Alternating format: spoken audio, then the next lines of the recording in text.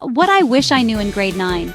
Seriously, if someone had just explained unit conversions to me in a way that made sense, I could have saved myself a lot of confusion, not just in math class, but in everyday life too. Unit conversions aren't just for math class, they're for real life. Every time you cook, travel, or even shop for clothes, you're dealing with different units. Whether you're figuring out how many kilometers you'll run, how many liters of soda to buy, or how many inches tall you are, conversions are everywhere. Let's crack the code together. Unit conversions are all about changing a measurement from one unit to another, like turning kilometers into meters or inches into centimeters. Metric is easy, just move the decimal. Everything is based on tens, hundreds, and thousands. For example, 1 kilometer is 1,000 meters. So if you have 2.5 kilometers, multiply by 1,000. That's just shifting the decimal 3 places to the right. That's 2,500 meters. Done. See how quick that was? The metric system is designed to make conversions fast and painless. Imperial's a bit different. It's not as straightforward, but once you know the key numbers, you'll be set. 1 foot is 12 inches. So 5 feet? Just multiply 5 by 12. 5 times 12 equals 60 inches. Easy.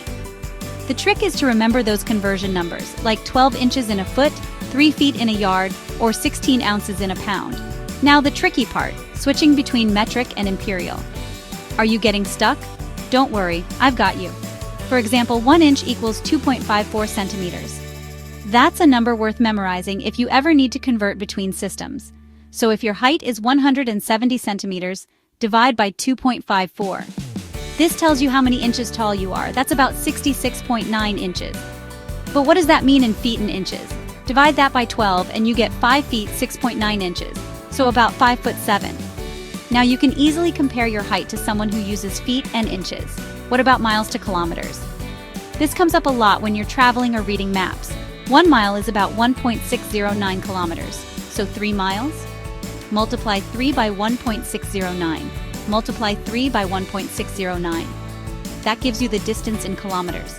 That's 4.827 kilometers, or about 4.83 kilometers. Now you know how far you've really gone, no matter which system you started with. From recipes to sports and travel to science, unit conversions are everywhere. Imagine baking a cake with a recipe from another country, or running a race where the distance is marked in a different unit. Knowing how to convert quickly makes life so much easier.